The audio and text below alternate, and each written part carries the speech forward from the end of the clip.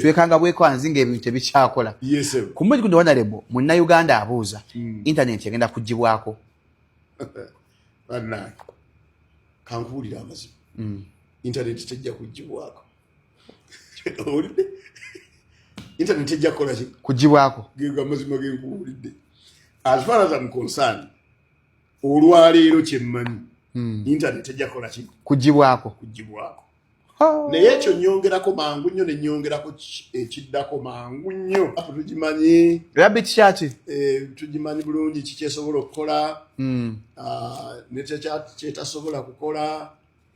Bw'oba ogenda kugikozesa okukola biri ebintu ebigaanibwa mu mateeka zikusanze. Era kino kankyogere bulungi.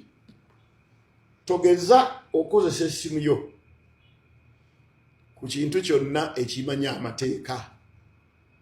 Kubanga oyinza okwekanga nga simu yeeyo tezeeyo connectinga ku network ya Uganda. Nti akaluko kakuumisa internet na kamera. Of course abantu mbagala kikozesa bakole misinformation ajja kwata ebifaananyi nti wafunye ekikumi akole artificial intelligence alaga nti anafunye 10 bibagala ebya abamu. So naye tugamba fete tulina problem ku bantu balina kamera zaabwe bwemba munazikozesa bulungi tetulina mutawaana. Kamera zinakkizibwa ku polling station.